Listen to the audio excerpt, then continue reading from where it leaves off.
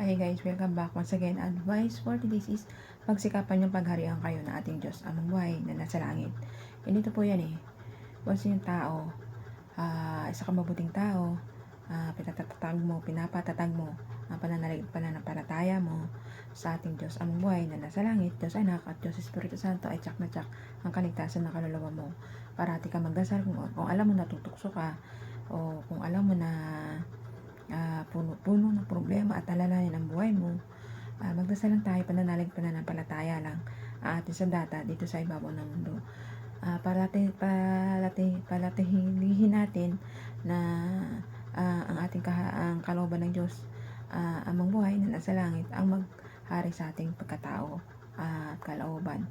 Kasi kapag nagagawa natin yan, pinaghaharian tayo ng ating Diyos amang buhay, Diyos Anak at Diyos Espiritu Santo ng mga pagkakaloob yun sa atin. Pagkabans na isa kang mabuting tao na nananalig na nanampalataya para sa ating mga Diyos, lahat ng mga alalahanin problema mo ay malulutas yan. Basta lagi mo lang isip na pagharian ka at pagkalooban ka ng mga kalooban ng ating Diyos. Ano ba yung mga kalooban ng Diyos? Tulad ng paggawa mo ng mga kabutihan sa kapwa-tao mo. Sundin mo lang 10 utos na inutos sa atin natin Diyos Ama, Diyos Anak at Diyos Espiritu Santo, yung 10 utos, yung 10 commandments. Sundin nyo lang po yun sa tsakang kaligtasan ng kaluluwa natin. At gumawa lang po tayo ng kabutihan para sa kapwa-tao natin. Sikapin natin na pagkalooban tayo ng kabutihan ng ating Diyos amang buhay na nasa langit.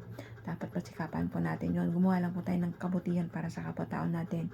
Lagi lang tayo mag-isip ng ikabubuti ng kapwa-tao natin na mapabuti sila. Tumulong unconditionally para sa kapwa-tao natin. Huwag po tayo magsawang tumulong kung naliligaw yung kapwa-tao natin. Huwag natin silang kung naliligaw sila, huwag natin silang tuksuin o ibuli na ganyan, i-down pa. Itayo natin sila, gabayan at patunayan natin sila. Bigyan natin sila ng advice at gabay para mahikayat natin silang magbago sa mga kasalanan gawa nila. Kung paulit-ulit silang gumagawa, depende na lang natin, pagdasal na lang natin na ipasa Diyos na lang natin sila na magbago sa araw na magbago na sila at huwag nang gumawa ng mga maling gawa na alam natin na ikasisira ng kaluluwa nila. Bilang isa kang mabuting tao, naghahangad ng kalooban o pagharian ka ng ating Diyos amang buhay na nasa langit, magdasal ka lang. Ang dasal ang ating sandata dito sa ibabaw ng mundo.